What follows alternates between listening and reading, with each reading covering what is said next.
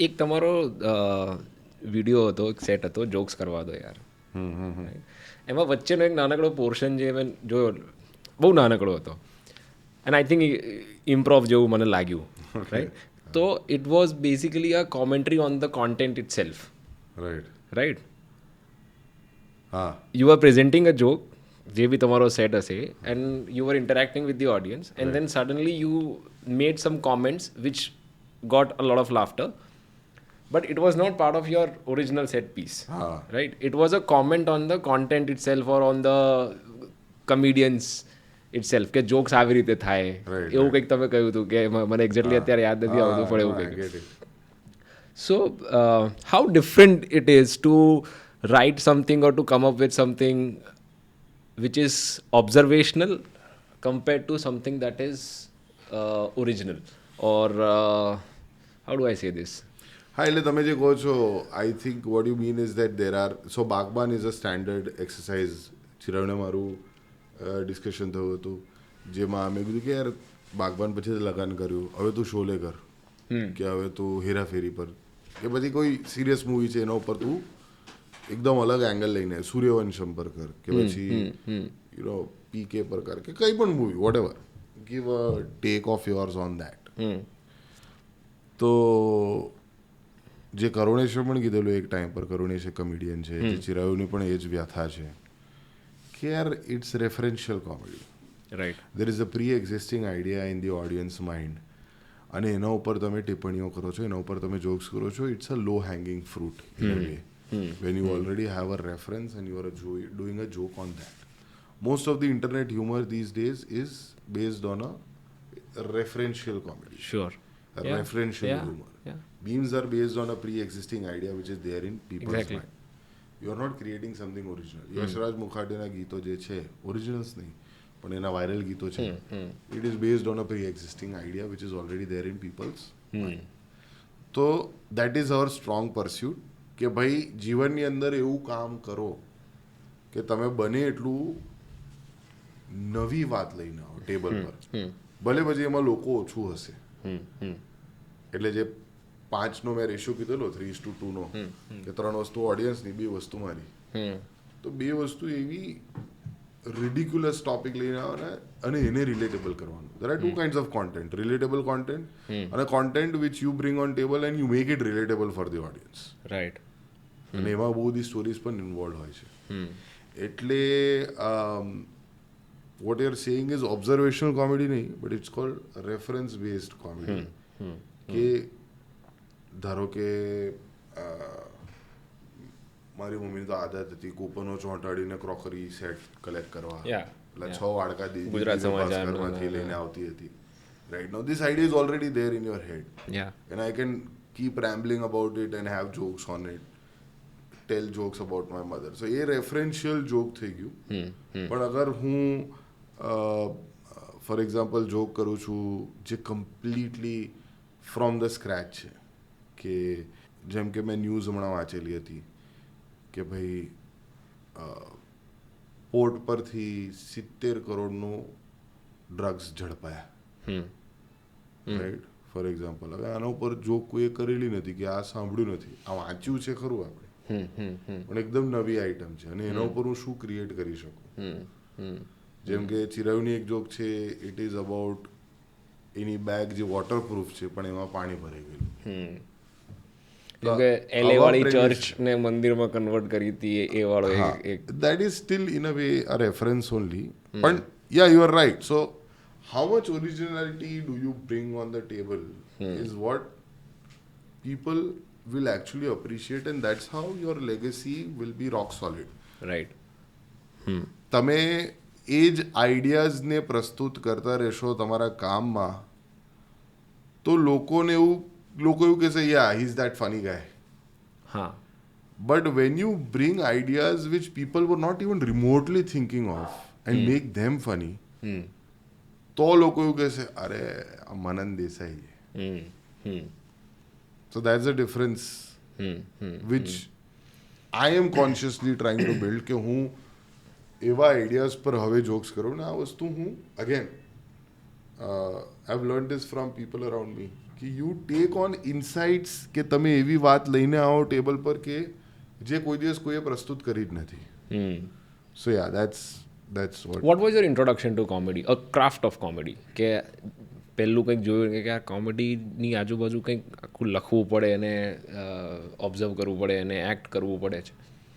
For example મારું જેમ કે અમે સ્કૂલમાં હતા ને તો એક I think Mister Bean was introduction to comedy in general, પણ એ લખાણ નહોતું એમાં કઈ પ્રકારનું.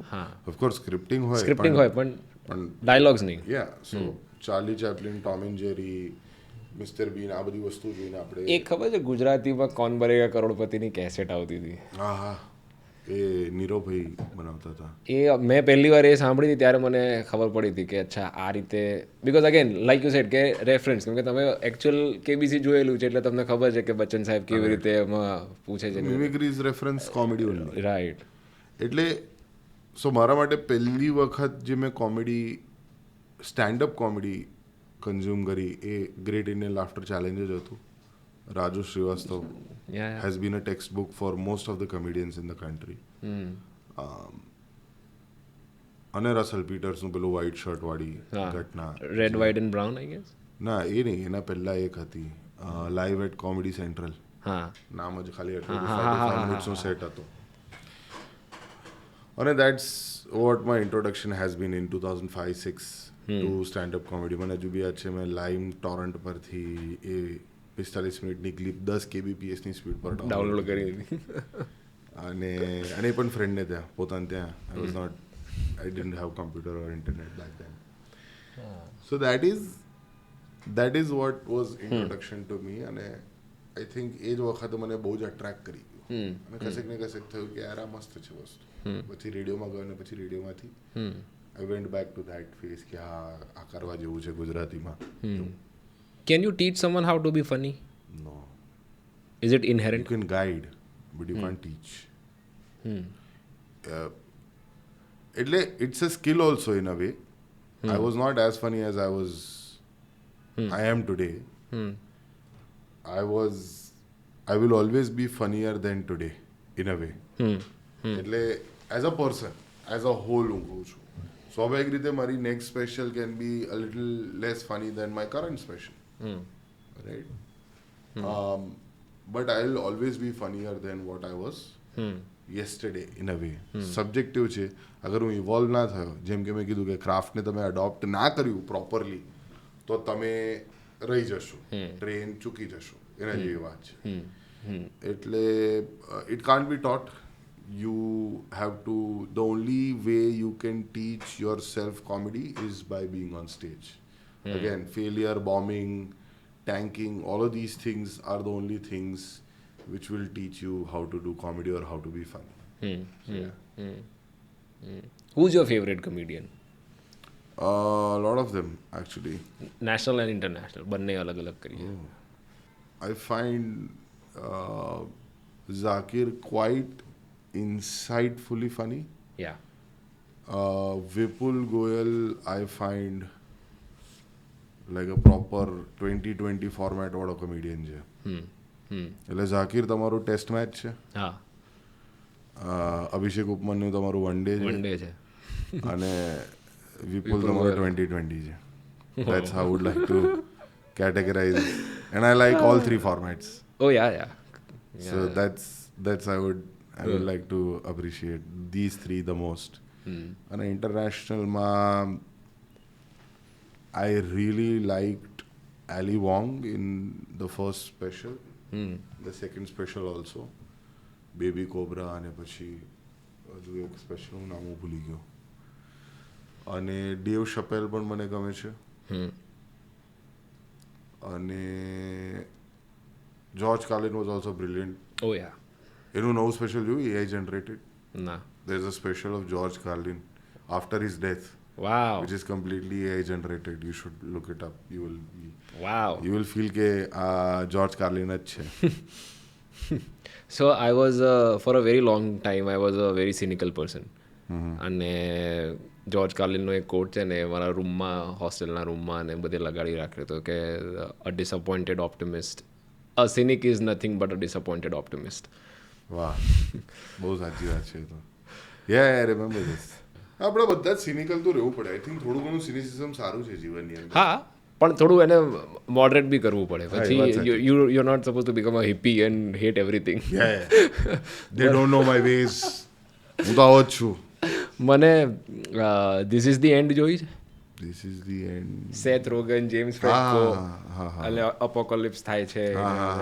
એમાં પેલો Canadian actor comedian James Franco. નહીં, એ એલે આવ્યો હોય છે. સેથ રોગન એને લેવા જાય છે લઈને. પછી તે મીટ એમાં વોટસન ને એ લોકોને બધાને જેમ્સ ફ્રેન્કોના ઘરમાં પાર્ટી ચાલતી હોય છે. સીન છે મળે છે કે તો એવું કહે છે કે આઈ ડોન્ટ લાઈક એલે. આમ તેમ This guy say, yeah man, you look like a hippie, you do seem to hate a lot of things. Yeah. No, to give credit to the hippies. It's good that they are hippies because we won't want them on internet. ત્યાં વધારે problem થઈ જાય. એમને hippies જ રહેવાનું.